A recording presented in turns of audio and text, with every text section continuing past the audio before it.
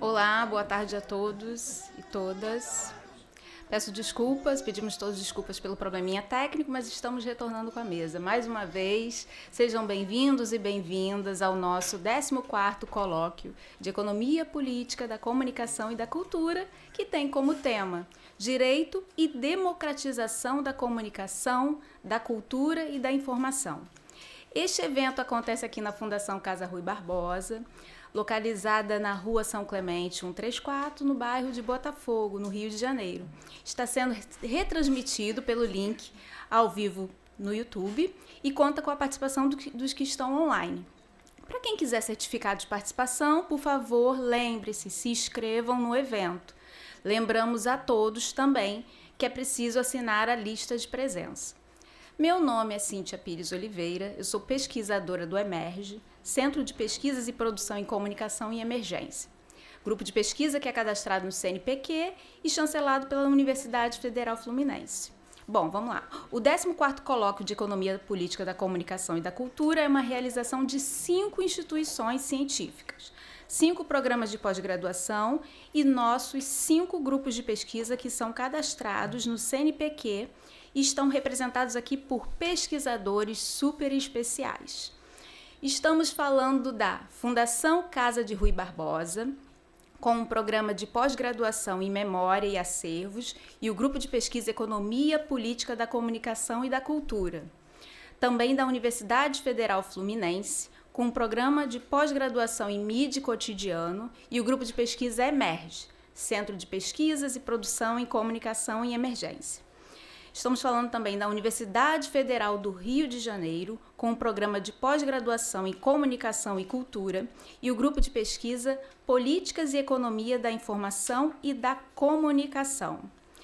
Do Instituto Brasileiro de Informação em Ciência e Tecnologia, com o programa de pós-graduação em Ciência da Informação e o grupo de pesquisa Perspectivas Filosóficas em Informação.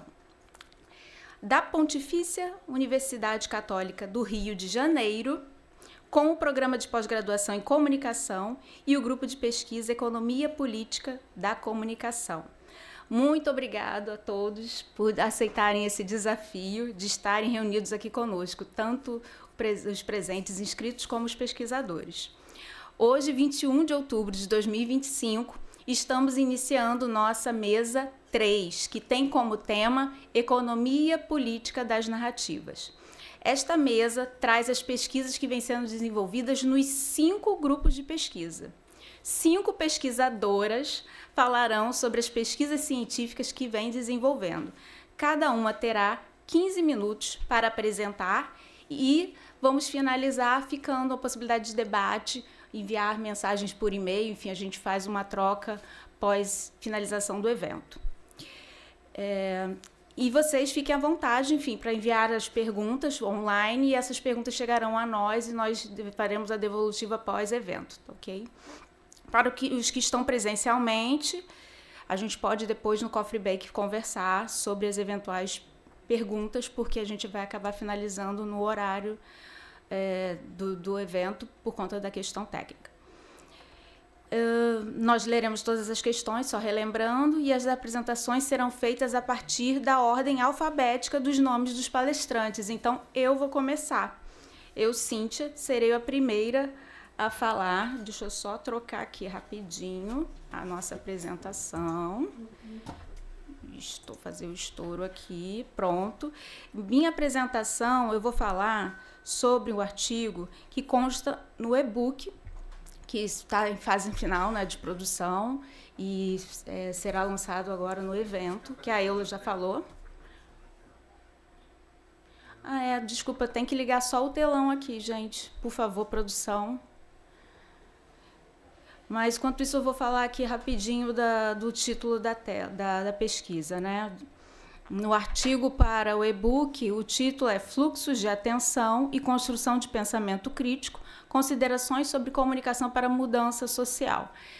Eu fiz um movimento um pouco contrário dos meus outros colegas. Eu imaginei a última mesa, a terceira mesa do dia, um tempinho curto para debater. Eu falei, eu vou fazer um recorte do artigo para trazer algumas provocações, até porque nós já vimos ao longo do dia muitos conceitos, muitas reflexões, e eu fiquei pensando que todos nós, não só pesquisadores, agora chegou aqui a projeção, não só nós, pesquisadores, mas o público, a sociedade em geral, né, o vídeo vai ficar online, pode pensar, tá, mas diante de tantos questionamentos, o que nós fazemos com isso, né? E agora? Para onde vamos? Não criem pânico. Com essa possibilidade de debatermos, eu trouxe aqui um recorte que eu acho que vai elucidar algumas questões, e senão a gente segue em conversa. Bom, a primeira questão que eu gostaria de esclarecer, eu não trouxe detalhamentos da fundamentação teórica e eu não aprofundei a metodologia da minha pesquisa pelo curto tempo, mas vocês vão poder conferir detalhes dessa produção no e-book que ficará disponível, tá bom? De modo geral, a minha pesquisa, eu pesquiso sobre economia da atenção, mercado da audiência, já foi falado um pouco sobre isso aqui, e eu trabalho dialogando com autores oriundos do campo EPCC, em articulação com estudos culturais de mídia. Então, esse é um ponto que eu gostaria de aproveitar e destacar, que a economia política da comunicação e da cultura permite essa interdisciplinariedade. Isso é super importante, é um ponto forte e riquíssimo para todos nós pesquisadores, tá? Então, eu vou trabalhar com uma linguagem menos densa, né, para que a gente possa buscar, justamente no nosso cotidiano, no momento que às vezes estamos até relaxando, pensar, deixa eu lembrar aqui do campo de batalha que estamos vivenciando. O primeiro ponto, a disputa pela atenção é o campo de batalha no nosso cotidiano. Na mesa anterior, quem teve a oportunidade de estar presente, foi discutido inclusive um pouco sobre isso, porque estávamos falando sobre produções jornalísticas e que naturalmente envolvem disputas. Outro tópico aqui para comentar com vocês é que a EPCC trabalha muito com disputas, né? Interesses econômicos, sociopolíticos, estruturas tecnológicas e as disputas que permeiam essas interações, esses movimentos de poder. Então, voltando aqui para o tema da minha proposta de artigo, e que é um desafio, uma provocação para todos nós. A disputa pela atenção é o campo de batalha do nosso cotidiano. Então, que nós possamos, tanto pesquisadores quanto sociedade, trabalhar na nossa vida, né, na nossa rotina, 3 tópicos que são esses que estão aqui na tela. Pensar nos fluxos de atenção que nos atravessam, buscarmos lembrar da possibilidade de construção do pensamento crítico e compreender essas disputas narrativas. Então, quando a gente fala assim, fluxos de atenção, mas como assim? Sabe aquele momento que você vai só enviar um áudio para alguém ou atender uma ligação e acaba perdendo 15 minutos navegando porque recebeu uma notificação de que alguém te enviou uma mensagem no Instagram? Enfim, falei o nome de plataforma, não tem problema. Ou sabe quando você vai ligar a televisão naquele canal e, de repente, você vê uma outra pessoa falando sobre um outro tema num outro canal e acaba zapeando e até perde um pouco o seu alvo? Ou sabe quando uma pessoa fala algo sobre uma notícia, falamos muito sobre notícias aqui, né, os pesquisadores na mesa anterior, e uma outra pessoa fala totalmente o oposto, a oportunidade do contraditório. Uma outra pessoa é uma voz que foge do senso comum. Então, a sua atenção, os seus fluxos, né, de atenção nessa dinâmica está flutuando. Então, a gente precisa buscar, e isso é um desafio, alguém falou aqui, economia política dos chatos. É um desafio cotidiano de esforço de estudante, pesquisador, professor, de todos, de buscar perceber para onde está fluindo a nossa atenção, né? E diante desse multiplicar de vozes, de informações e conteúdos, a gente fala muito assim, a internet, o ambiente digital, que é a primeira fase aqui, né? O ambiente digital ampliou a possibilidade de vozes a serem ouvidas. Sim, ampliou. Mas até que ponto essa informação, né, essas vozes estão disponíveis ali de modo igualitário? A Eula comentou na primeira mesa que 93 da pesquisa, né, do IBGE, o PNAD, que atualiza a TIC 2024, que fala que 93% dos domicílios possuem acesso à internet. Eu também trabalho acompanhando a evolução dessa pesquisa. E essa mesma pesquisa diz que 89% dos indivíduos com 10 anos ou mais acessam a internet. E aí você fala, nossa, olha como, né? Como a difusão agora do acesso, a conectividade do acesso à internet. Mas o que a gente precisa entender são outras informações que se desdobram. Por exemplo, do total de pessoas que acessam a internet, 60%, segundo a mesma pesquisa, 60% acessam exclusivamente por smartphone. E quando a gente depura a informação, aqueles que acessam, têm a possibilidade de acessar exclusivamente por um celular, né, comum, o smartphone mais evoluído, são pessoas provenientes de famílias menos favorecidas, classe DE, regiões urbanas mais periféricas, mulheres e pessoas idosas. Então, a gente começa a observar que realmente essa possibilidade, né, de ter voz e de ser amplificada no ambiente digital, ela não é igualitária. Há uma questão muito importante, que já foi mencionada, inclusive, nas outras mesas, sobre a concentração de poder das mídias e plataformas. Detentores de poder financeiro, econômico, político, controlam essas plataformas, e aí, com essa ambiência digital, nós podemos observar novas periferias de atenção, né? Então, havia já periferias, circunstâncias de periferias, né, da atenção no momento em que nós estamos ali diante da concentração de mídia tradicional, TV, rádio, enfim. Com a internet, nós temos outras periferias que não são somente territoriais, mas também simbólicas. E aí o ponto é como essas periferias podem buscar adquirir voz, buscar não somente, a Eula também citou isso, né? Não somente pensar a inclusão em acesso, mas buscar uma apropriação dessas tecnologias, o uso realmente democrático das tecnologias. Lembrando que a própria ONU já estabeleceu que o acesso à internet é um direito essencial para a garantia do direito humano. Então, a gente não está falando de um penduricalho, né, de algo que é luxo, é um direito, é importante. Então, dentro desse campo aqui, por isso que eu digo campo de batalha, né, que tem aqueles que concentram e que monopolizam e que controlam as plataformas, mas controlam as mídias de modo geral. É importante a gente também não ficar pensando em economia da atenção somente atrelando ao ambiente digital. Isso é um ponto que eu reforço sempre, porque virou uma expressão hype, mas o meu orientador ali, o Adilson, eterno orientador, né? Ele sabe que a gente já pesquisava, já conversava sobre isso muito antes de se tornar uma expressão hype. Então, é importante pensar também a economia da atenção na cultura mediática como um todo, no cenário midiático como um todo, para além do ambiente digital, tá bom? E aí vocês podem falar assim, Cíntia, mas como assim um campo de batalha? Não estou conseguindo entender como que eu posso, então, ser uma periferia que busque, né, um contraponto e que dispute espaço.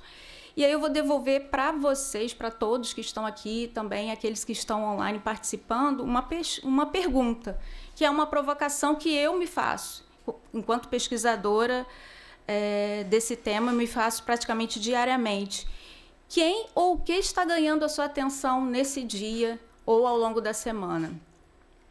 Isso acaba se desenvolvendo nessas duas questões que vocês estão vendo na tela.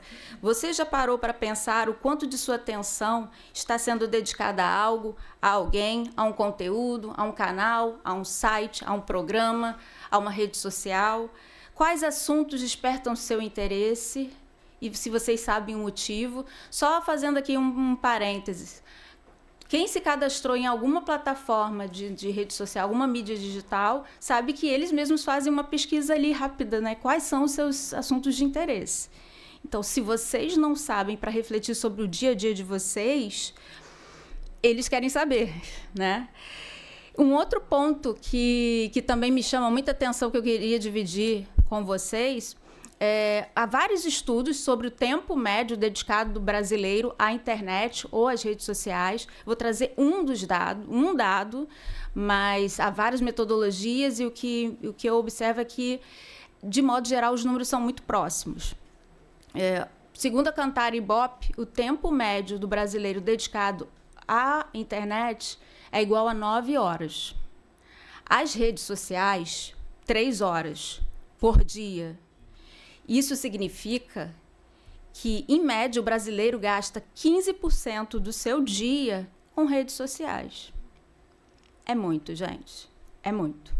Então, por isso que eu falei que eu ia fazer um diário de bordo aqui, tentando unir a mesa anterior e abrindo aqui o espaço para falar das outras pesquisadoras, que a gente possa, vou fazer um desafio, que a gente possa fazer um diário de bordo da semana, anotando, inclusive publicitário, quem é publicitário, ou quem já trabalhou com negócios de mídia, sabem que a jornada do consumidor é algo muito estudado. Então, que a gente possa fazer a nossa própria jornada, mapeando que dispositivos usamos, quais veículos e conteúdos consumimos.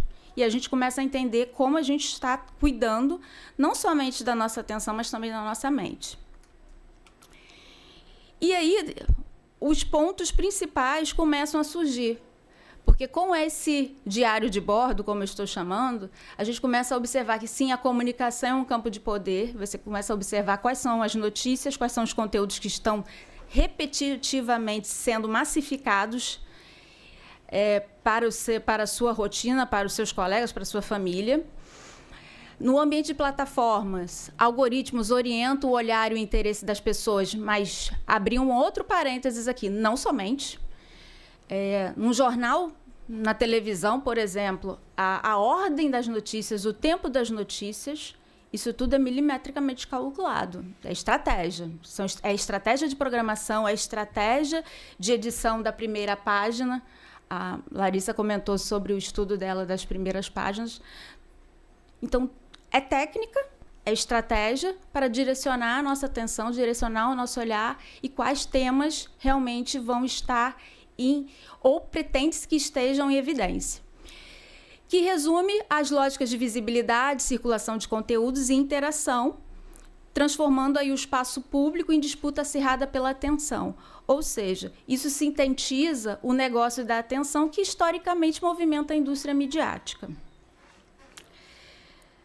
Passando, rapidamente fazer um jabá aqui do meu livro, Mercado da Atenção e Arena Midiática, mas não somente, há outros livros com pesquisas maravilhosas. Vou falar rápido, mas no site EPCC Brasil tem uma biblioteca riquíssima, que pode ser muito bem explorada para quem quiser aprender um pouco mais sobre EPCC e mergulhar nesse universo. Então, vamos lá, voltando. O percurso do negócio da atenção é um caminho sem volta que faz parte do processo sócio-histórico de constituição da indústria midiática, influenciando a formação de conteúdos, as mecânicas de participação e a formação de audiências.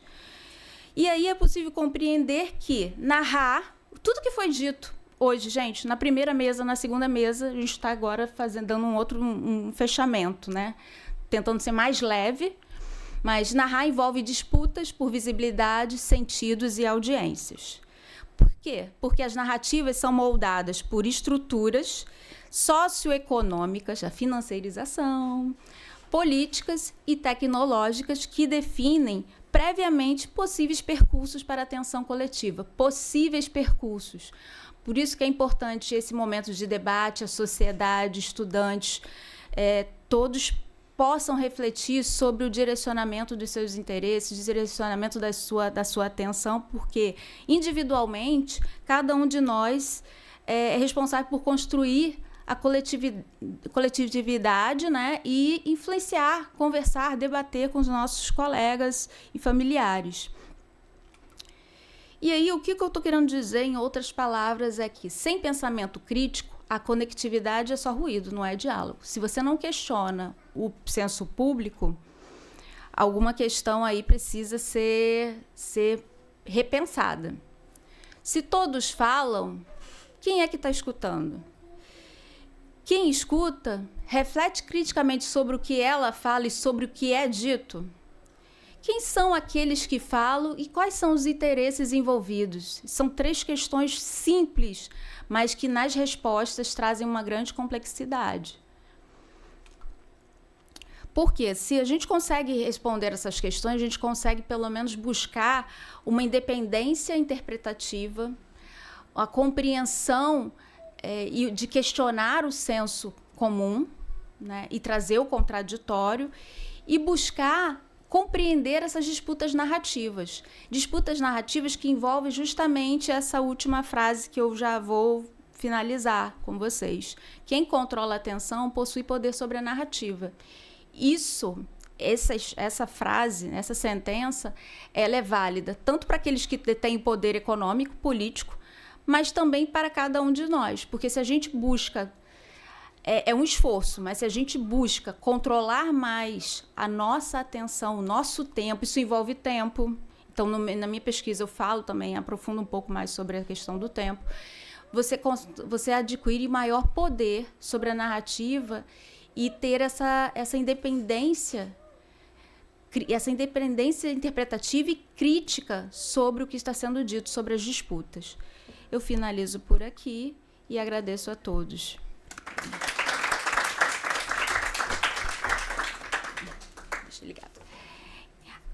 Bom, obrigada a todos mais uma vez.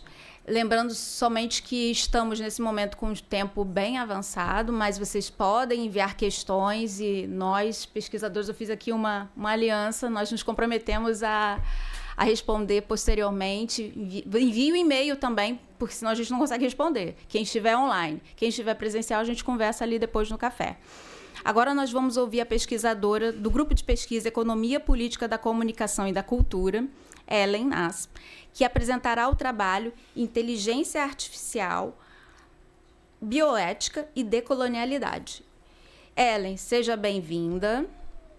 Por favor, acompanha lá o tempo que está sendo cronometrado com a nossa equipe que está com as plaquinhas. Oi, boa tarde.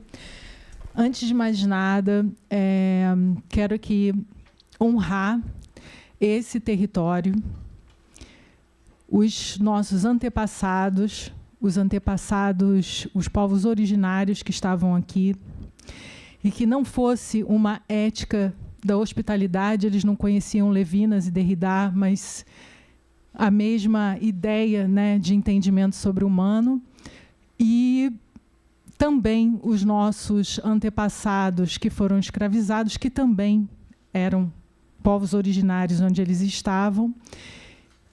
E, com isso, eu também agradeço estar aqui hoje, agradeço a todos e vou despertar um pouco. Parece que eu estou fazendo uma coisa muito diferentona, mas, na verdade, eu vi isso na Austrália. Alguns pesquisadores mais conscientes procuram sempre trazer esse reconhecimento, e é importante para a gente lembrar dessas narrativas de culturas, né? Porque eu sou de uma etnia que tem muitos afro-indígenas e faz parte de histórias que a gente nunca aprendeu e ainda tem muito a descobrir, né? De formação de quilombos com... Bom, e não é tão diferente do que eu vou falar aqui hoje. Esse trabalho é um trabalho que eu já venho trazendo há 10 anos, né, do mestrado em design e do doutorado em bioética. E agora, desde 5 anos, mais ou menos, eu estou me voltando para a questão da decolonialidade, justamente para discutir as narrativas dentro da cultura, através das tecnologias e da ciência, porque as tecnologias vêm de sistemas de conhecimento. Então, agradeço agradeço, além dos nossos antepassados, né, acordar os espíritos que eles nos acolheram, que estejam aqui acolhidos. Agradeço também ao grupo de pesquisa, né, a Eula, que abriu esse espaço para todos nós estarmos aqui discutindo. E vamos lá. Dito tudo isso, para quem não pode ouvir, para que todos vejam, eu sou uma mulher afro-indígena, morena, de olhos claros e cabelo castanho claro. Estou vestindo um vestido verde musgo, de linho, que inclusive já passou por várias pessoas, né? Então não é uma coisa comprada na loja da Febre do Consumo. Um relógio antigo, um bracelete feito pelo povo Guarani e outro bracelete feito pelo povo Xhosa da África do Sul e um bracelete feito pelos astecas, pelo povo asteca. E eu acho que eu falei tudo. Bom, então a gente vai ver, o que eu tenho visto nesses últimos anos é como as narrativas estão dentro dos sistemas de conhecimento e como a inteligência artificial os reflete e propaga. Então, a perspectiva bioética, né, para a gente entender, ela sempre é especulativa no sentido de que a gente procura trazer a luz da filosofia para resolver dilemas, problemas, questões. Então, quando a gente traz, a gente está trazendo os conhecimentos e com que conhecimentos a gente pode refletir sobre um problema. E aí, no caso, esse problema que eu estou vendo a questão da inteligência artificial e da robótica desde 2017, esse problema, então, é como que esse sistema sociotécnico ele está nos tomando, né, e modificando o mundo e a maneira de ser e de estar no mundo. Então, a bioética, a gente sempre vai trazer princípios de justiça, né, e entender as relações de poder. Então, eu trabalhei com muitos autores, eu não vou citar todos os autores, porque desde que eu, há 5 anos, estou vendo questões de decolonialidade, eu estou procurando citar mais os autores, as pessoas que estão construindo esse conhecimento diário hoje do que os antigos, mas tem, sim, alguns antigos, por exemplo, a questão da biopolítica, a gente sabe que é o Foucault, né? A questão da necropolítica, né? A gente tem como referência o Mbembe, que pegou, né, os conhecimentos e as questões do Foucault para decidir, para falar desse assalto à vida que a gente tem. E aí o que a gente vai ver é que esses sistemas sociotécnicos eles vêm aumentando essa divisão, que é uma divisão que está lá nos gregos, né, que é sobre a vida nua e a vida qualificada, bios e zoé. Então, ela está esse modo de vida que a gente está hoje, e não por acaso, ele está separando cada vez mais as vidas que valem e as vidas que não valem para esse sistema. Então, e a questão da decolonialidade, né, somando a isso, é como que a gente pode ajustar essas narrativas da história, da ciência e da cultura.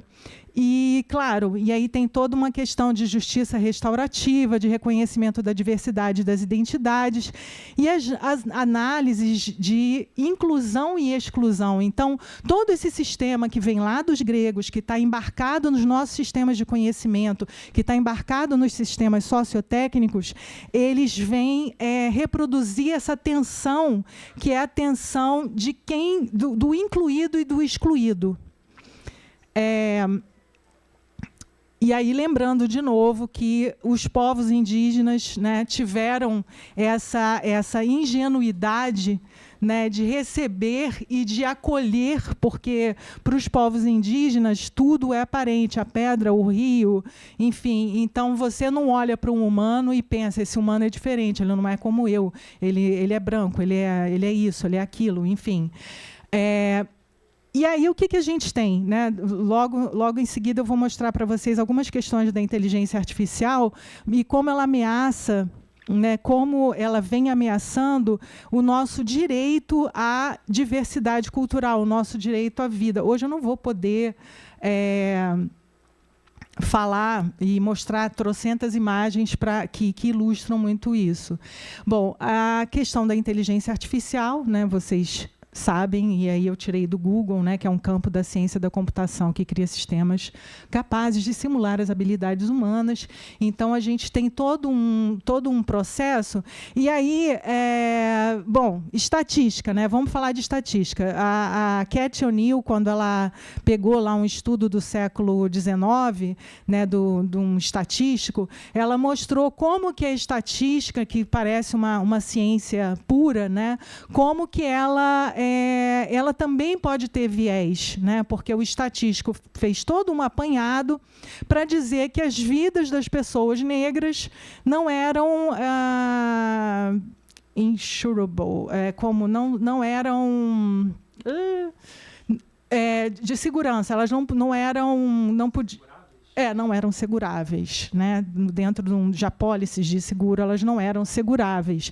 Por quê? Porque teve uma confusão de correlação e causa, e aí a gente sabe que os sistemas de conhecimento, a ciência, ela é feita com com aquelas pessoas, né, essa ciência que nos guia, né, que ergueu tudo isso, ela é feita a partir da visão social daquele tempo e do que as pessoas conhecem naquele tempo, né? Então, a gente tem limitações.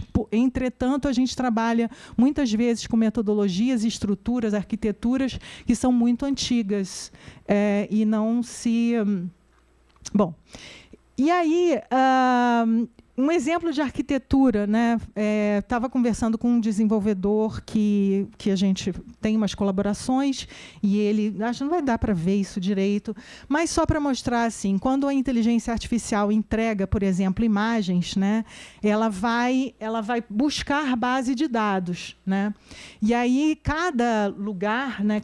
Cada sistema, cada inteligência artificial, ela tem um histórico, né? De que bases de dados ela se informa, ela busca, né? Então, historicamente, essas bases de dados elas foram constituídas com as pessoas que estavam na internet, né? Quem eram as pessoas que estavam na internet? Não, né? Sim, não eram as pessoas das periferias, né? do Rio de Janeiro, de todos os lugares, enfim.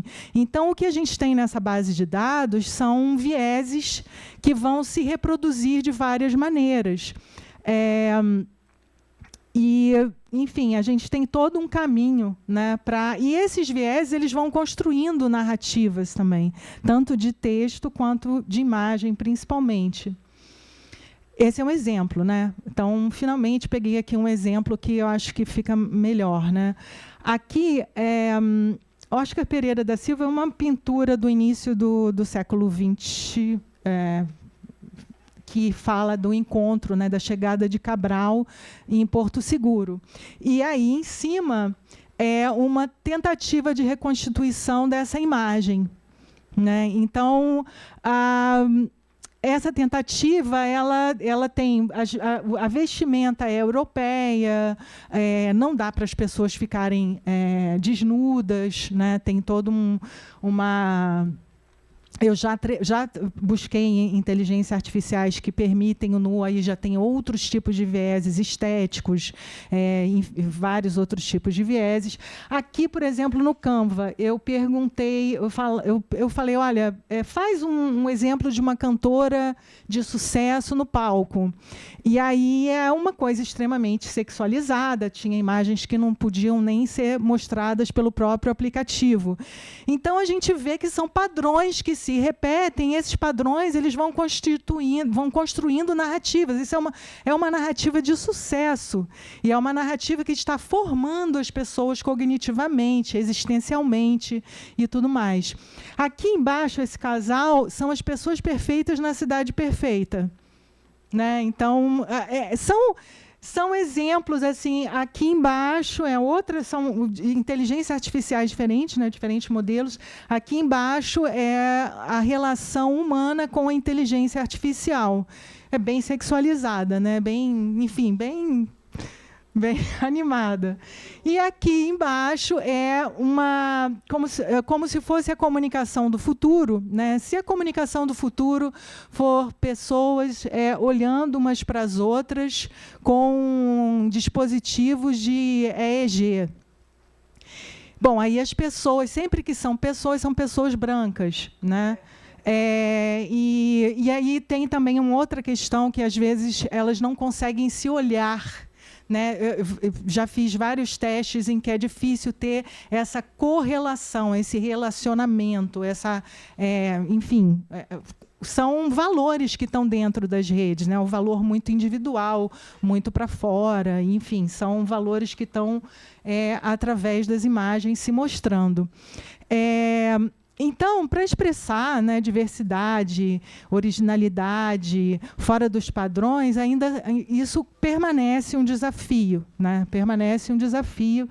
E a gente tem na comunicação, tem muitos aspectos facilitadores, e vocês já falaram aqui, vários pesquisadores falaram dos riscos e impactos, são riscos cognitivos, são riscos, né, das fake news, dos deepfakes e tudo mais. E na ciência, a gente tem muitos aspectos positivos, é o que mais a gente teria aspectos positivos, porque é um sistema de conhecimento que está conversando, né, enfim, está conversando com esse sistema de conhecimento de dentro, né? Agora, existem críticas, e aí,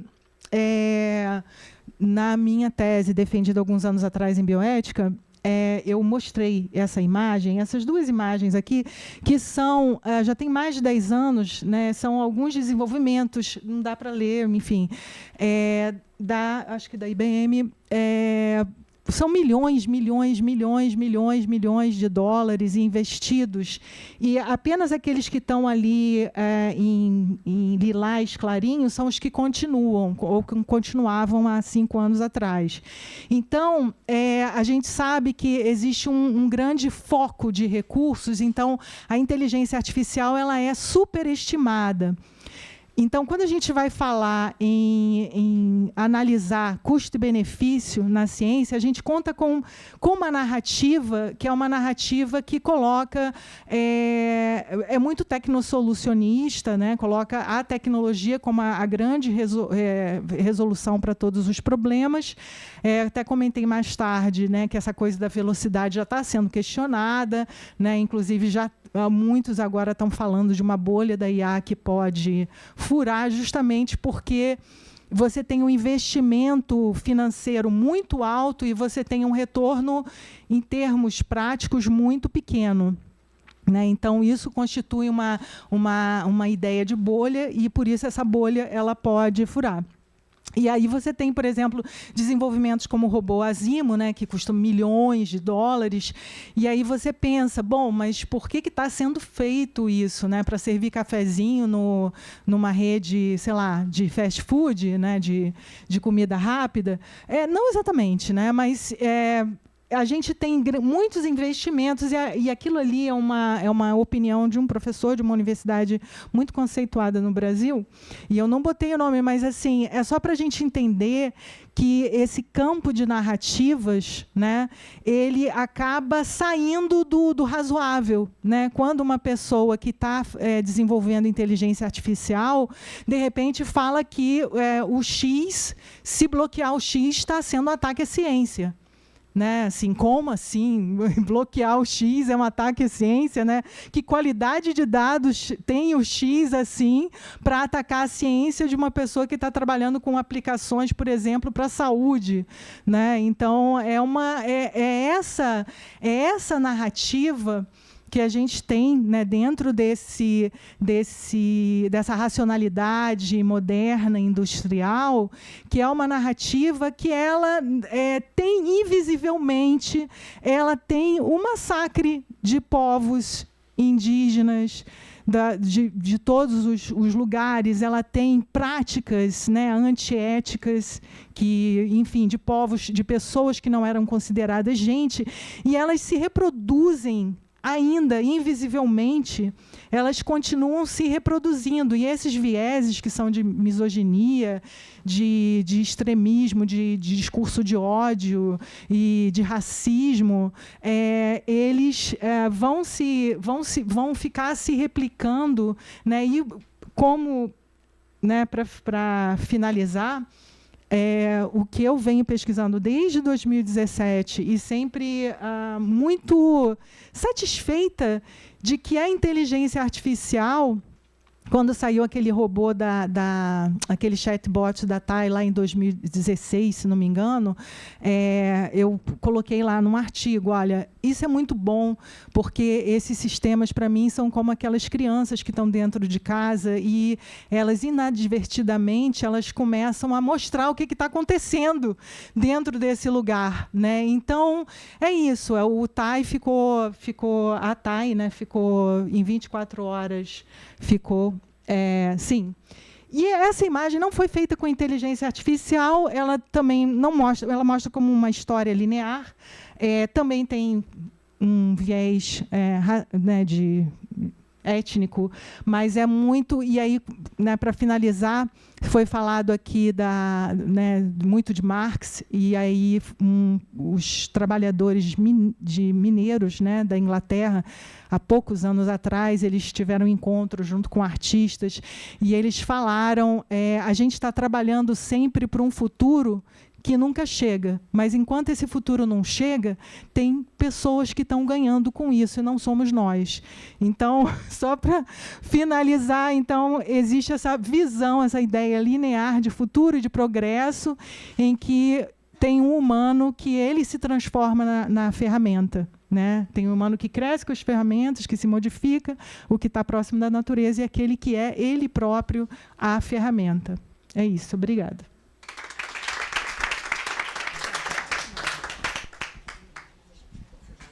Muito obrigada, Ellen, foi excelente. Estamos com o tempo corrido. Vamos só ter atenção ao tempo para não prejudicar os próximos... Opa. Bom, só estou aqui colocando a apresentação.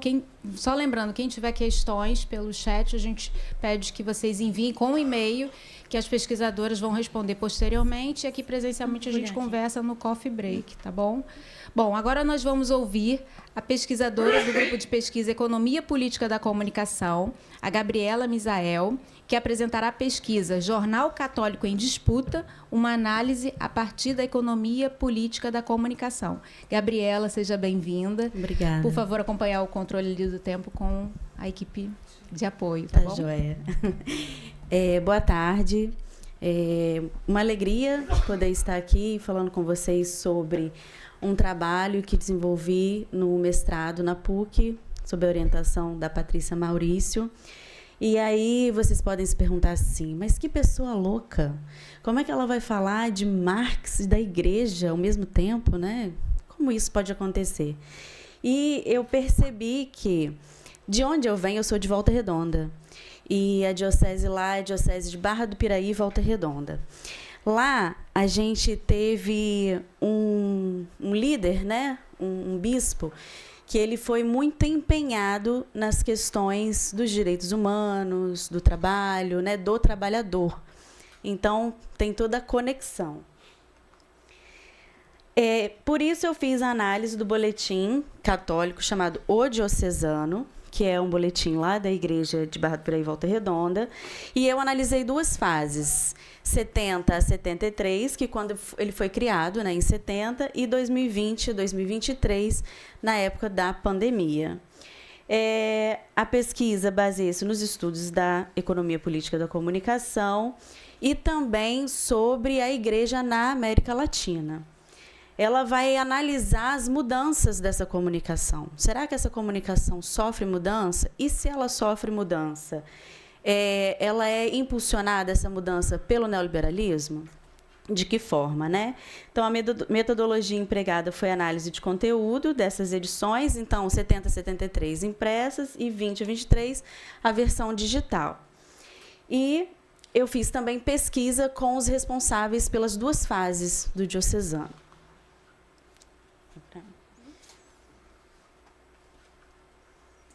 O concílio nasceu dentro da ditadura militar. 64, 65 termina o concílio. E aí nós tivemos que tomar a posição mesmo, que é aquilo que nos animava, o próprio concílio, na defesa dos pobres, dos interesses dos pobres. E aqueles que não eram pobres se incomodaram disto e começaram então a perseguir.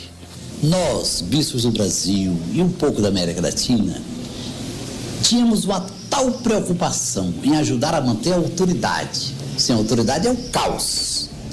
E ajudar a manter a ordem social. Então nós tínhamos uma ligação muito estreita com os governos e com os ricos. O curioso é que neste tempo ninguém nos acusava de fazer política.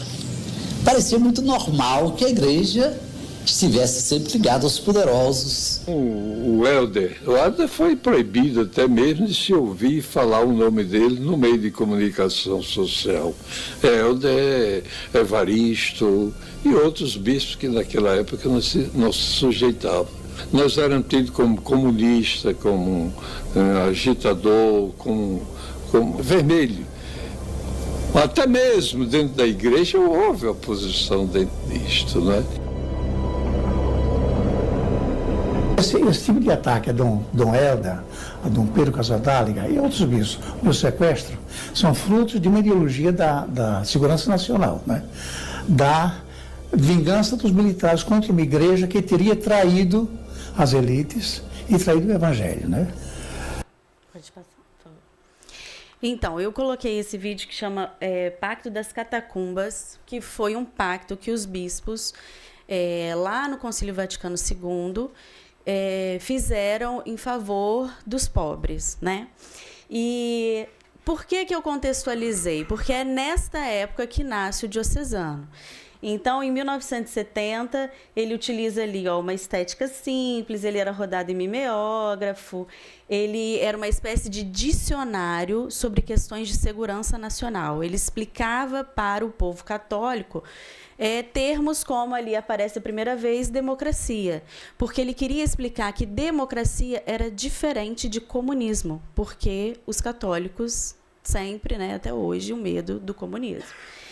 E aí, na mesma época, o contexto da igreja era Paulo VI, então foi a implementação do Concílio Vaticano II, e aí teve uma articulação muito grande da igreja na América Latina, e quando nasceu um documento que ele é emblemático para a igreja, que ele fala da opção preferencial pelos pobres. E também tem o documento Intermirífica, que foi o documento que ele vai regular a comunicação dentro da Igreja Católica, como a Igreja Católica deve se posicionar, como ela deve criar os seus meios de comunicação. E até hoje é o documento base que vai orientar a PASCOM, que é a Pastoral da Comunicação. Aí, vejam, ele é um boletim, não tinha nem nome, né? Boletim informativo. Depois ele vira Caminhando. E aí, propositalmente, né, 71, 72, ele vira Caminhando, e ele era comandado por um padre que eu entrevistei para minha pesquisa, assumiu um papel mais ativo por conta do AI-5, e ele, na igreja, né, as orientações eram ainda do Concílio Vaticano II, mas falava da questão dos pobres, um contexto de ditadura, de repressão. Em 73, ele já muda, ele já começa a fazer uma capa, né, com o tema, né, ele passa a se organizar por editorias, e os leigos, ou seja, aqueles que não são padres, eles começam a produzir o diocesano, porque o padre Antônio vai para Roma estudar. E, no contexto da igreja, Paulo VI publica uma exortação que fala sobre o sínodo dos bispos, ou seja, chama o bispo para uma comunhão, o diálogo entre os cristãos. E, no nosso contexto, né, a repressão atinge seu ponto máximo, e é quando os padres começam a ser perseguidos, também os leigos. E aí o boletim ele vai falar sobre isso. Em 73, ele fala sobre a Rádio 9 de Julho, em São Paulo, né, que foi fechada. Por quê? Porque como havia censura dos meios de comunicação, a igreja, com os meios de comunicação que ela começa a produzir, começa a falar sobre a realidade para os seus fiéis. Aí é um comparativo com 2020. Por que não tem nada? Porque em 2020 o Diocesano parou de ser publicado. Então a gente vem num contexto que eu não trouxe aqui por conta do tempo, né, de pandemia. Então a gente vê, né, a gestão do Bolsonaro, o negacionismo, tudo isso que a gente viveu, em que o boletim poderia ter sido utilizado como um boletim semanal, né, que fosse para a internet, porque realmente a questão da impressão ficou inviável. Mas ele poderia ter sido feito de forma digital e faria, né, um boletim semanal para atualizar os fiéis sobre o que estava acontecendo, sobretudo no momento em que a imprensa precisou se organizar num consórcio para conseguir as informações, porque o governo federal não repassava os dados, né? Então, de 2020 a 2021, ele não existiu na igreja. Mas, em contrapartida, era Papa Francisco. E Papa Francisco foi enfático sobre a questão da pandemia. Ele realmente criticou, né, a lógica da economia, em primeiro lugar. Então, o líder da igreja, ele estimulava que isso fosse feito, mas em Volta Redonda não foi feito. E quando foi depois de 2021 a 2023, ele foi suspenso, né, a questão da impressão, teve demissão na comunicação, manteve a versão digital somente, afastou-se completamente das pautas sociais. E aí o Papa Francisco emite um documento, né, Fratelli Tutti, que fala sobre a questão da intolerância, dessa questão do lado A, lado B, né? E em 2021 aqui a gente tem o início da vacinação após a pressão popular, e em 31 de dezembro de 2022 já eram 693.883 óbitos pela Covid. E a gente tem ainda a tentativa de golpe de 8 de janeiro. E nada disso foi veiculado no Diocesano.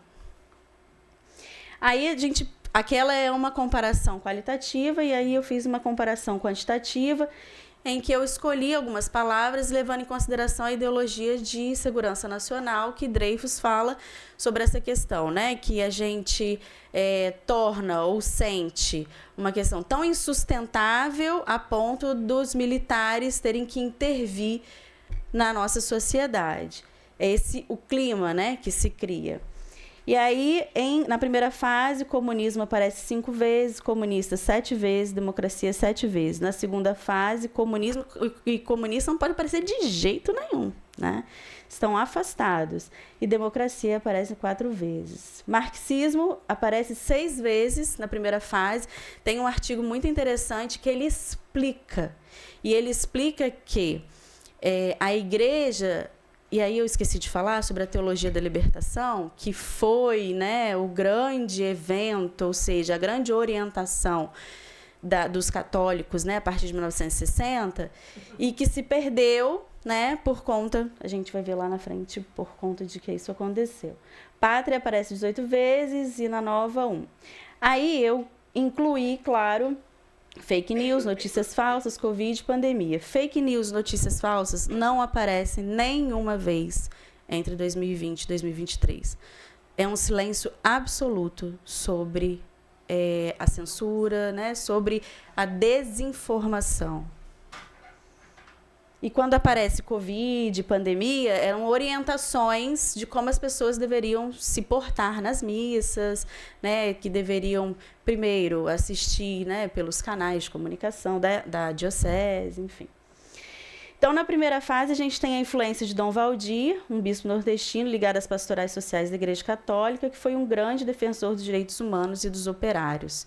Para quem conhece aquela região, nos anos 80, a gente vai ter a greve da CSN e ele foi um ponto importantíssimo para isso, para a defesa, né, dos operários. E a gente tem a divulgação das novas diretrizes do concílio, a Conferência Episcopal de Medellín, que foi de onde saiu, né, o documento de opção preferencial pelos pobres, influência da teologia da libertação da América Latina, que era uma ideologia que admitia pontos de convergência com Marx. A gente vê, quando fala em justiça social, muitos pontos de convergência com Marx.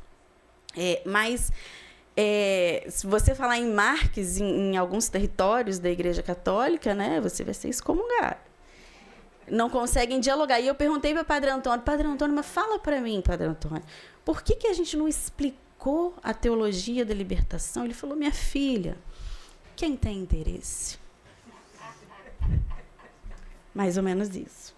E enfrentamento à ditadura militar e defesa dos direitos humanos, utilização do informativo para driblar a censura e como comunicação alternativa na ditadura. Hoje, o informativo ele é uma fonte documental do Sul-Fluminense.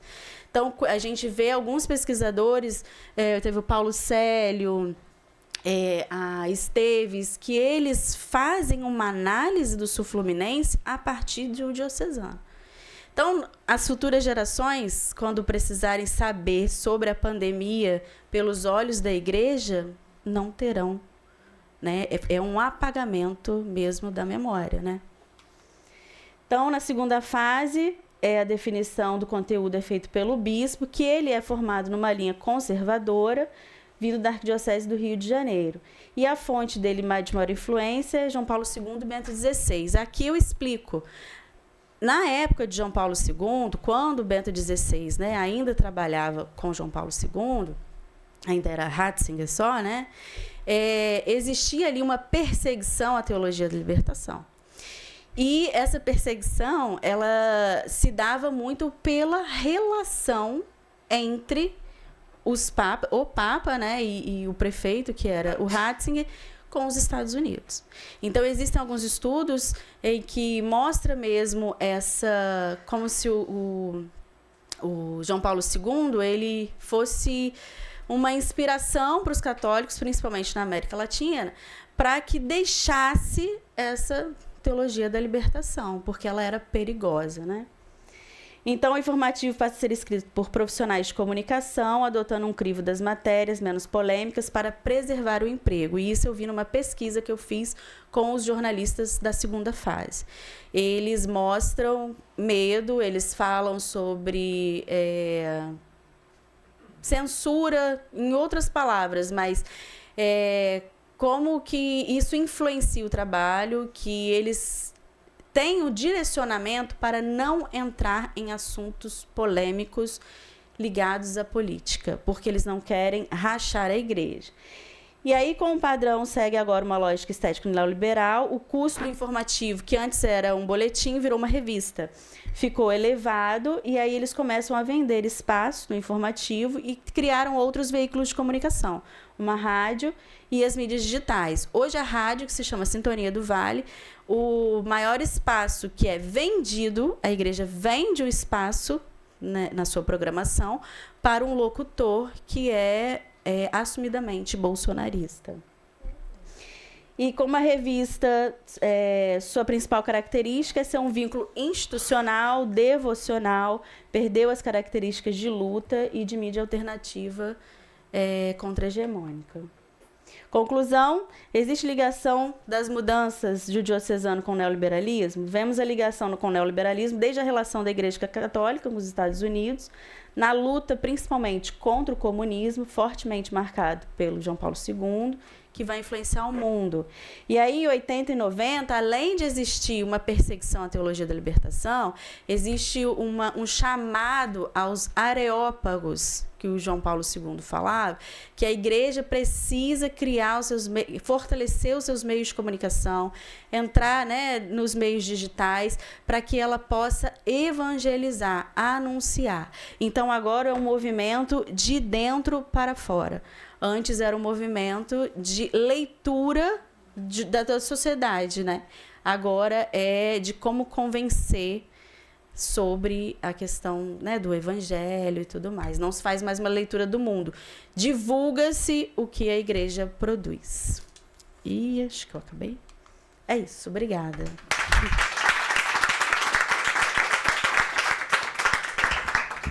Muito obrigada, Gabriela, foi ótimo.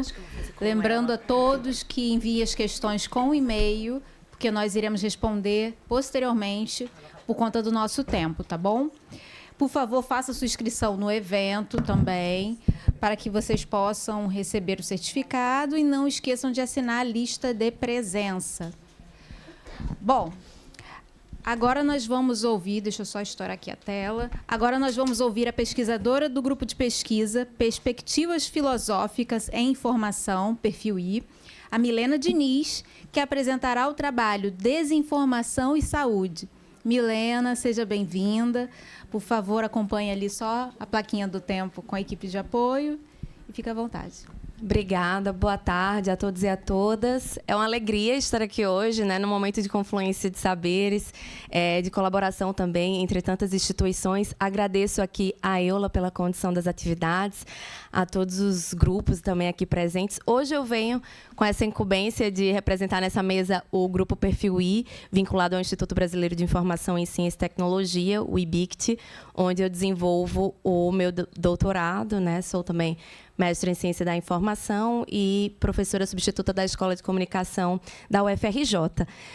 E hoje eu tenho aqui esse desafio de falar em tão pouco tempo, né, sobre desinformação e saúde, a partir de uma reflexão teórica crítica, com um olhar para os determinantes sociais de saúde. Então, é o que eu venho me propondo a fazer, pensar informação e ideologia como possíveis determinantes sociais de saúde. Bom, então, a gente vai tentar fazer aqui uma passagem rápida, né, pelo entendimento de desordem informacional, pela questão da ideologia, a problemática da infodemia e o conceito de determinantes sociais. Bom, não há como falar nisso sem parar para pensar no contexto no qual nós estamos inseridos de desordem informacional, essa era da desinformação e da pós-verdade, que, para além de um problema de ordem social, é também um problema de ordem sanitária, tanto que, não sei se a cadeira está ali cobrindo, mas esse é um conceito trabalhado pela própria Organização Pan-Americana de Saúde, então a gente vê que é um problema de saúde pública.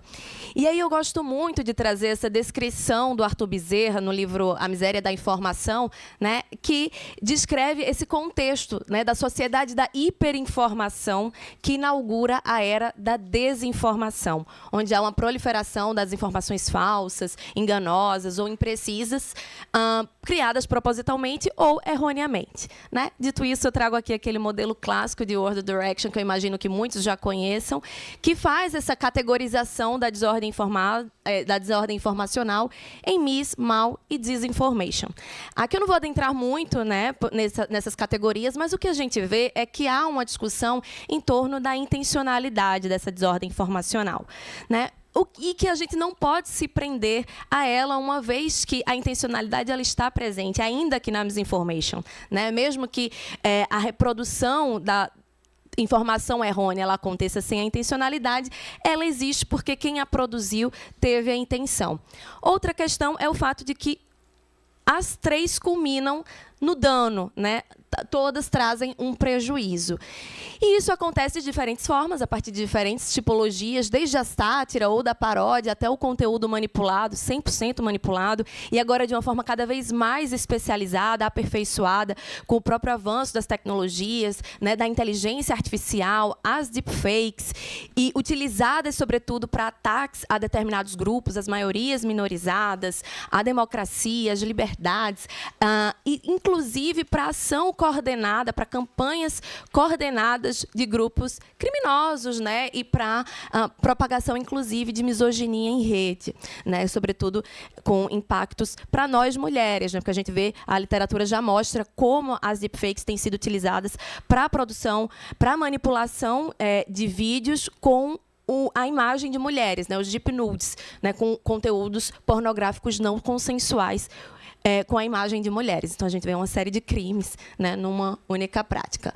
Bom, eu não vou adentrar nessa reflexão, porque aí renderia muitas discussões, mas o que a gente vê é que é um ambiente, um fenômeno perpetuado pelas rápidas mudanças que a nossa sociedade vem enfrentando, sobretudo na comunicação social, a partir das tecnologias digitais de informação e comunicação, por onde a desinformação se configura como uma dinâmica de produção, circulação e validação de pseudo-certezas.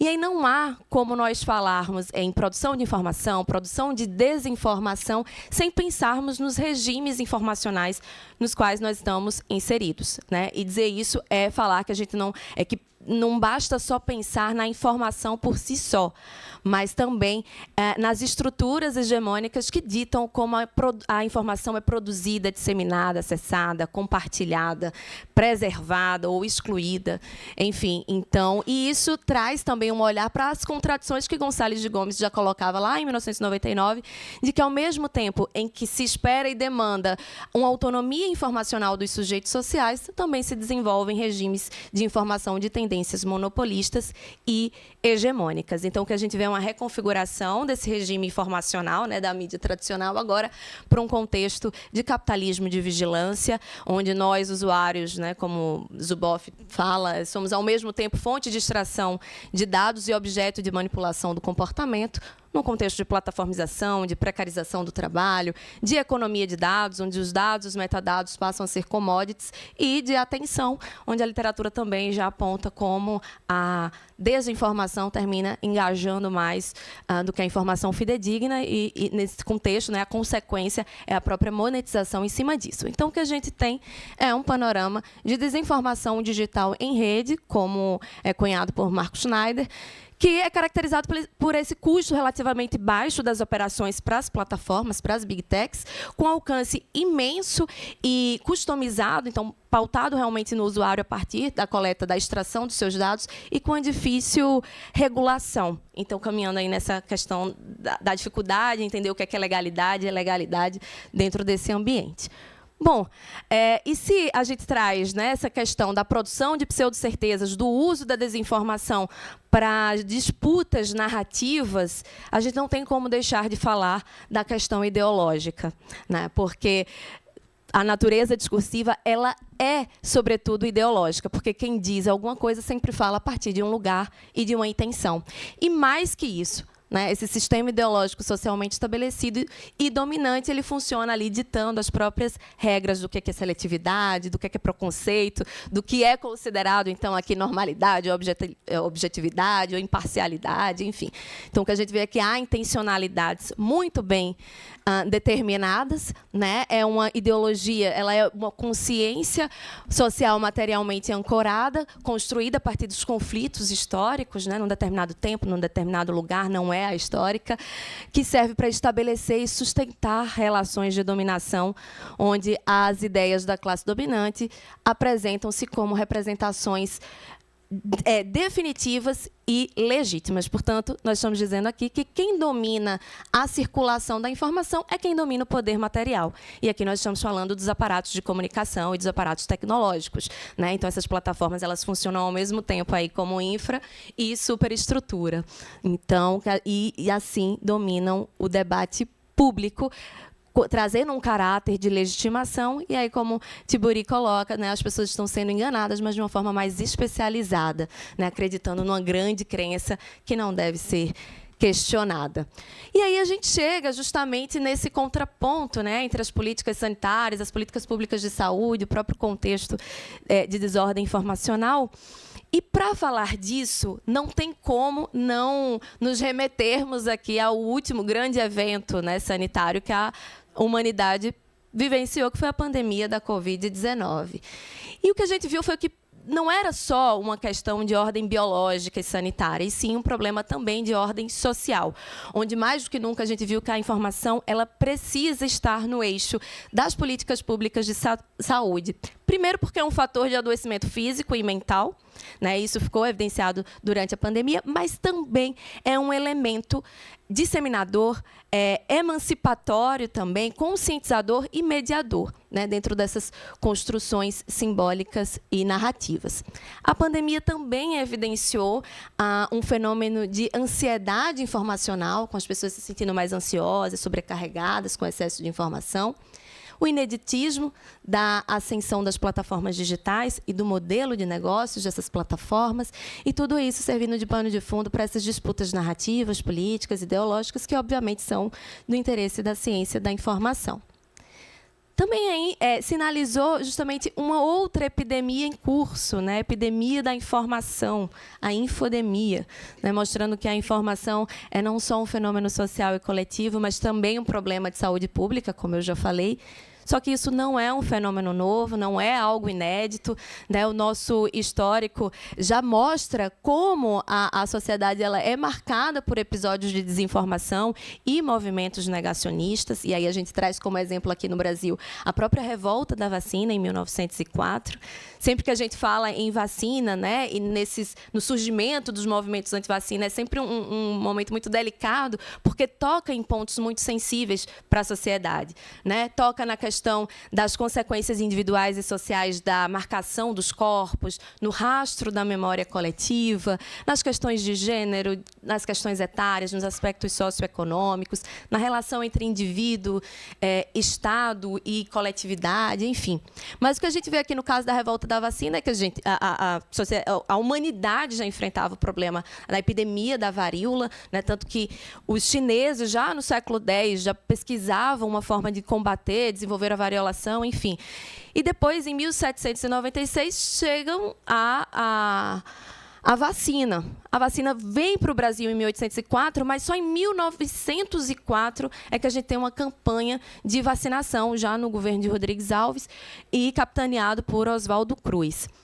Bom, ali, obviamente, dentro de um contexto até de limpeza urbana, enfim, mas o que a gente vê aqui é que a revolta da vacina ela é muito retratada a partir de uma insatisfação popular com a vacinação compulsória, né? Então, aquela ideia de entrar na casa das pessoas para vacinar, algo que era completamente novo para a população, né? E dentro de uma ideia compulsória mesmo, de obrigatoriedade, de entrar, levantar as saias e aplicar a vacina, enfim. E por mais que Oswaldo Cruz hoje já seja compreendido, né, como um grande sanitarista que foi, mas naquele momento foi enfrentado o problema da própria comunicação pública, como passar essa informação para uma população que era, em sua maioria, analfabeta. E hoje, se a gente observa, né, mesmo com todas as transformações que a nossa sociedade já passou, se a gente olha ainda esse ano a questão do Pix, né, como as falhas na comunicação pública ela pode gerar ruídos e permitir que a desinformação encontre ali um terreno fértil.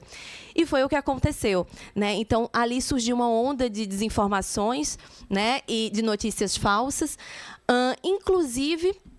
É importante a gente lembrar também que, nesse momento, não era só um problema de vacina, né? A gente estava ali na virada do século. Então, o país tinha passado pelo processo de abolição da escravatura, pelo processo de proclamação da República. Então, haviam outras insatisfações, né, da população.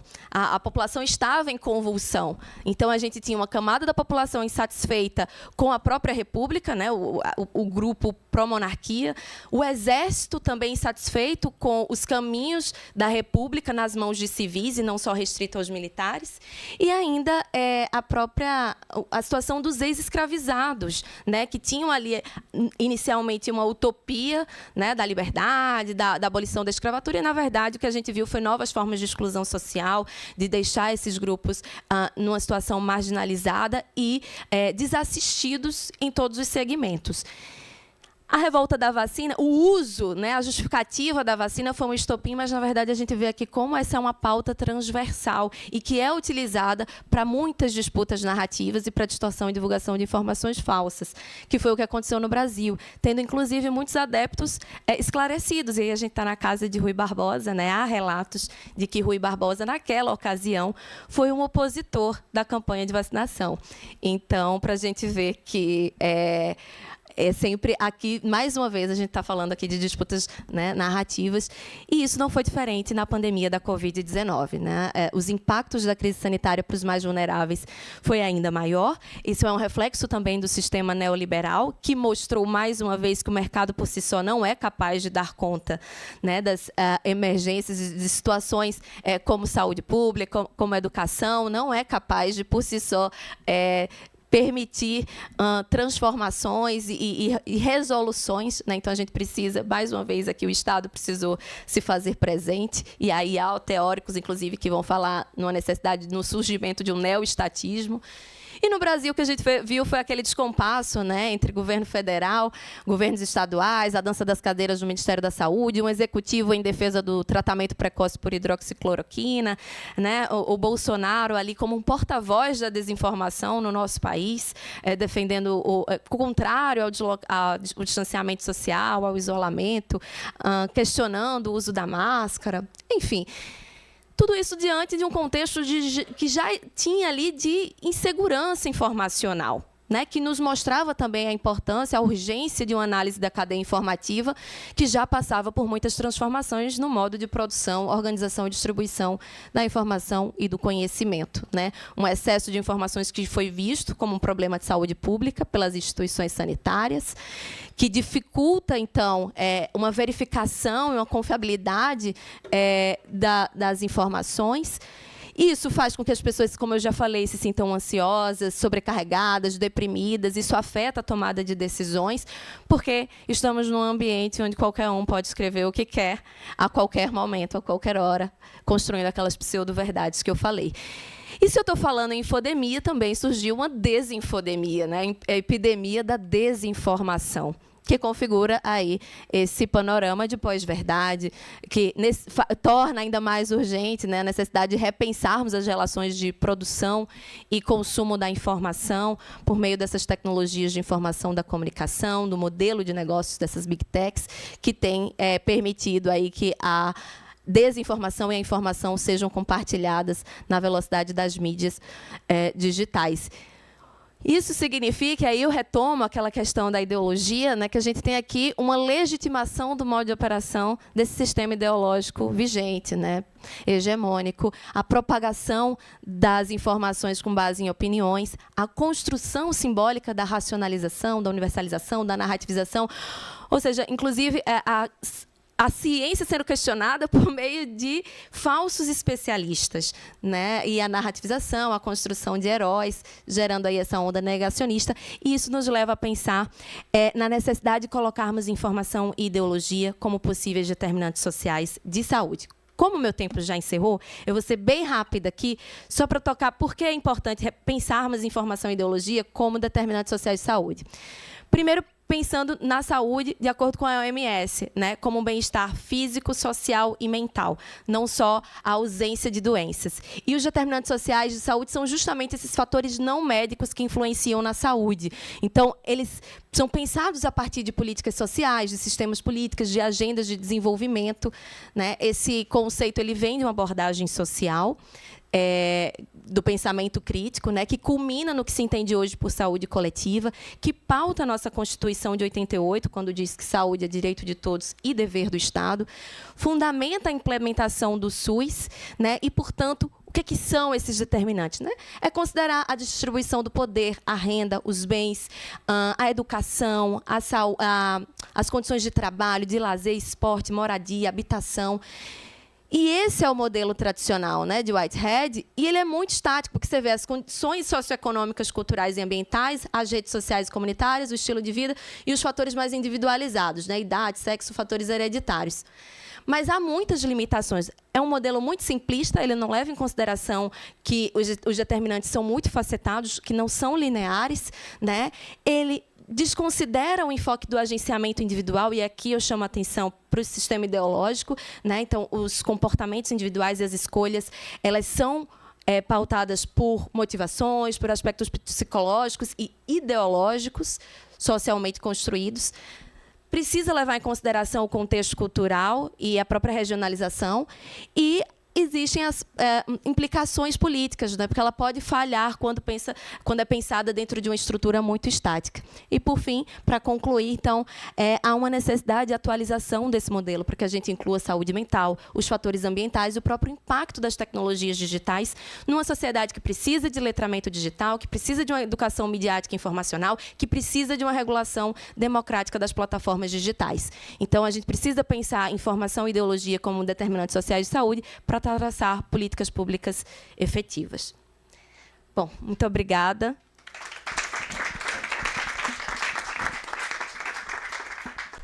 Muito obrigada, Milena, foi excelente.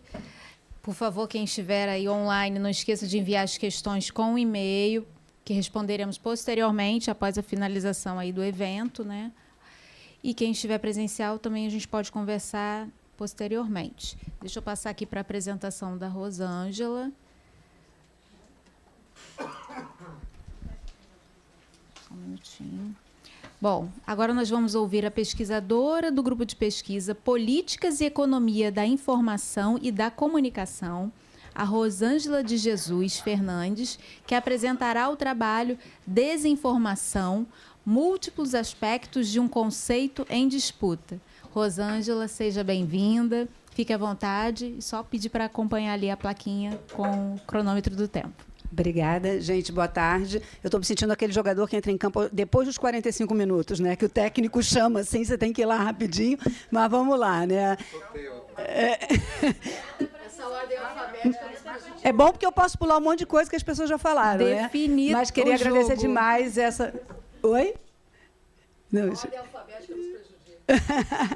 Eu queria agradecer demais o convite da Eula e toda a equipe dela, né? Que a gente sabe o quanto dá trabalho fazer um evento, ainda mais esse com essa organização, assim, que a gente fica impressionada. Agradecer os líderes dos grupos de pesquisa que viabilizaram, né, discutiram, e a minha orientadora do coração, Suzy dos Santos, está ali fofa.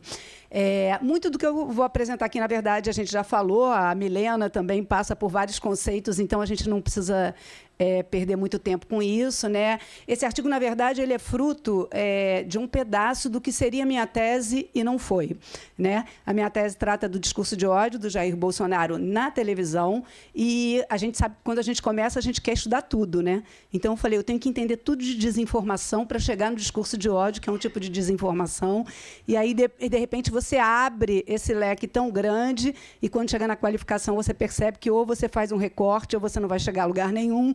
Então, eu tinha feito uma pesquisa que eu achei, para mim, foi muito interessante, né, sobre essa questão desse conceito de desinformação, passando por fake news, negacionismo, conspiracionismo e novo conspiracionismo, e tentando descobrir um pouco, né, o que estava sendo discutido na época e também o que estava sendo discutido no campo da comunicação, especialmente nos artigos que estavam publicados nos anais da Compós durante 2 décadas, de 2002 a 2022, em relação à desinformação.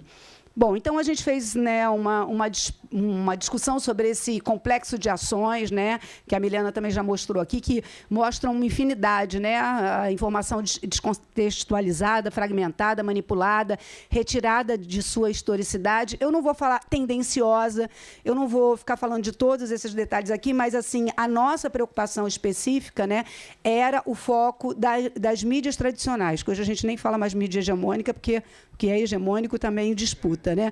Mas as mídias tradicionais e, particularmente, a televisão. Então, depois vocês vão ver, muitos dos estudos que a gente encontra de desinformação, eles são voltados às redes sociais. Como se esse espaço, principalmente depois da pandemia, acho que as mídias tradicionais elas recuperaram um pouco a credibilidade de, tipo, você está em dúvida, então você vai ver na mídia tradicional, num jornal, você vai ver na TV como é que essa discussão está acontecendo para saber se é verdade ou não. Como se a desinformação estivesse fora desse ambiente. Então, a minha preocupação era justamente essa, já que o recorte da minha pesquisa da tese era o discurso de ódio do Bolsonaro na TV. Então, eu queria saber como é que isso circulava na televisão. E aí tem todos os desafios, né, para você discutir desinformação, qual é o cenário, as relações, não é só a informação, né, mas tudo que está em torno, né, a forma como é apresentada, a análise do contexto e tudo mais. Então, esse aspecto importante de que de um conceito de que desinformação é informação enganosa não acidental.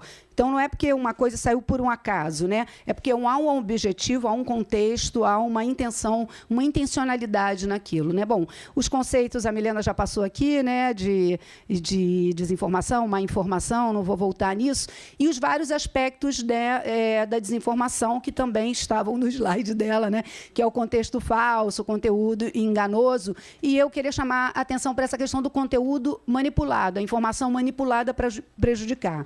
Porque quando a gente fala nas mídias tradicionais, a gente sabe, como falaram aqui antes, né, sobre os editores de jornais de economia e tal, como eles acabam se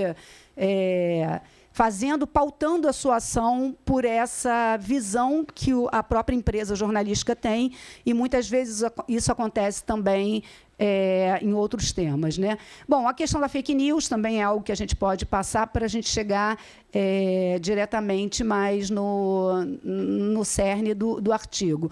Essa questão da desinformação, acho que eu trabalhei também bastante, o conspiracionismo e o novo conspiracionismo, né? Que são um tipo de desinformação e que acabaram mobilizando muito, né? Sua pesquisa sobre a pandemia, eu acho que grande parte do que circulou de desinformação na pandemia dizia respeito a teorias conspiratórias e teorias que, nesse novo conspiracionismo, elas não precisam de muita justificação, elas não precisam se aprofundar, ou grandes teorias, não.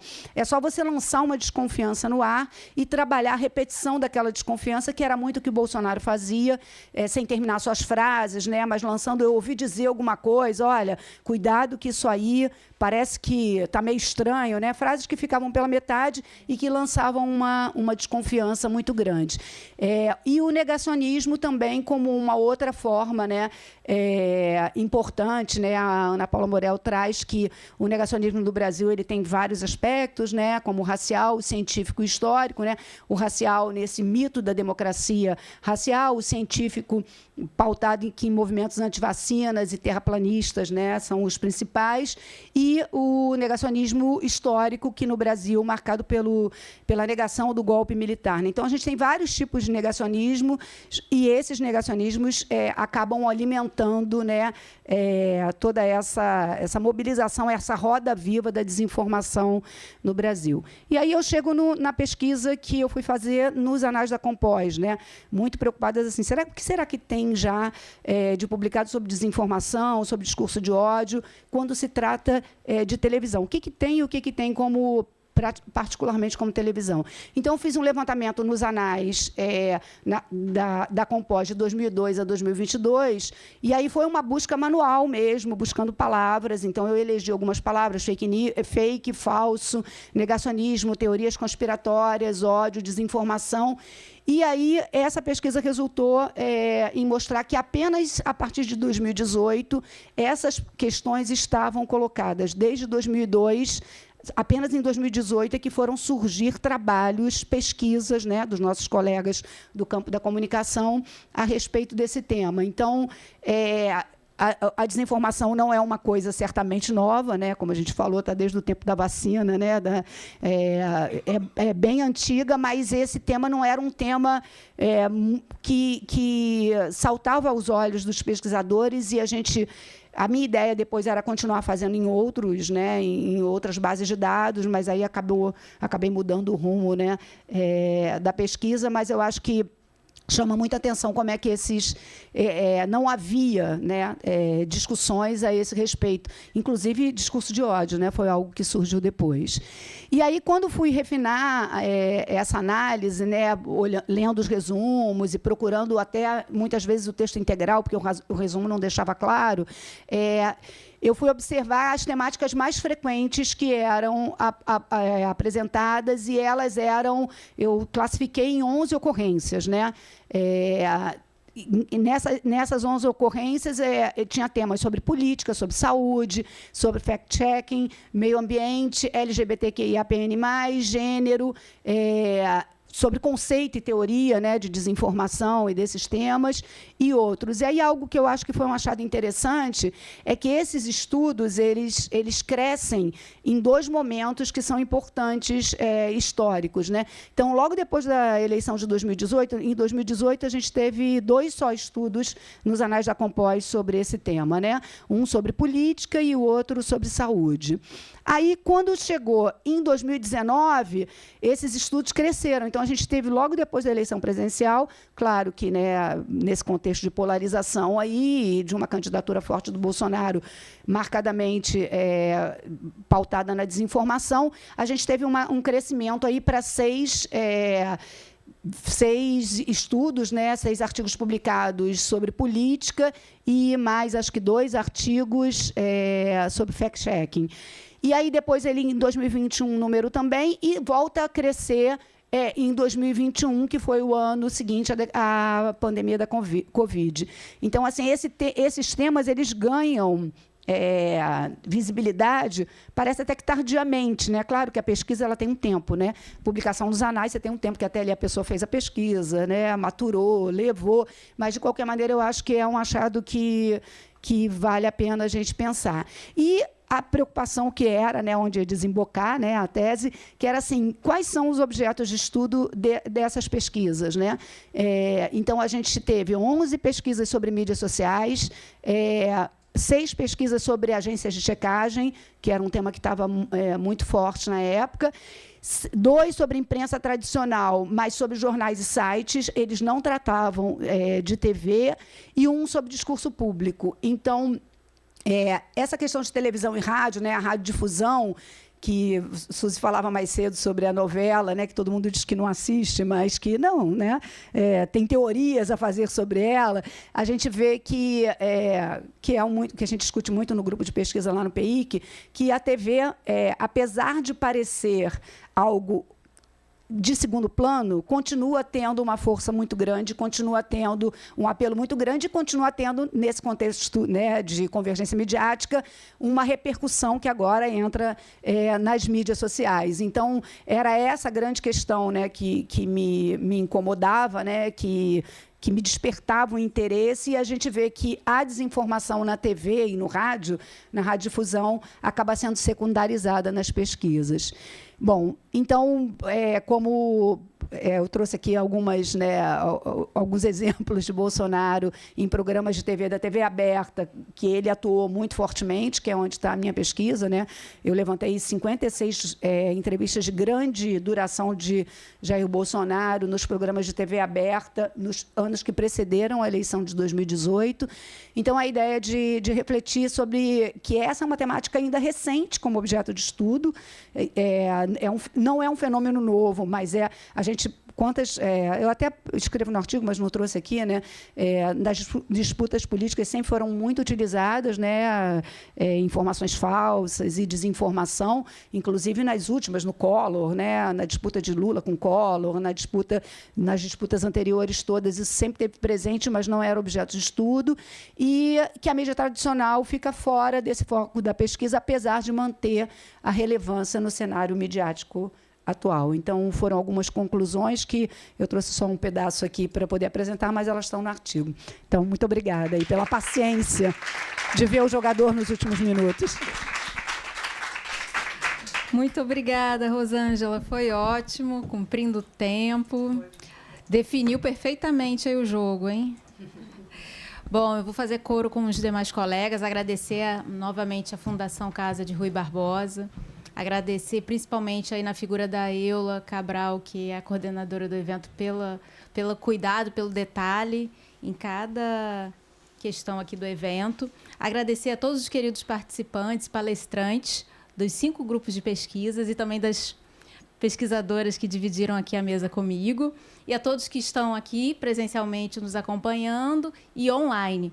Lembrar a todos também que o 14º Colóquio de Economia Política da Comunicação e da Cultura começou hoje, mas nós temos ainda 2 dias, né? Hoje nós tivemos 3 mesas de pesquisas que podem nos ajudar a entender o cenário midiático brasileiro, encontrar soluções para o nosso cotidiano. E amanhã, dia 22, quarta-feira, Assim como no dia 23, quinta-feira, nós voltaremos presencialmente aqui na Fundação de Casa de Rui Barbosa, na Rua São Clemente, e remotamente pela web ao vivo, para continuarmos nossas análises e debates sobre direito e democratização da comunicação, da cultura e da informação. Se você não se inscreveu, lembre de fazer inscrição e não esqueçam de assinar a lista de presença, tá bom? Boa tarde a todos e todas e até amanhã, às 10 da manhã. Tchau. Tchau, gente.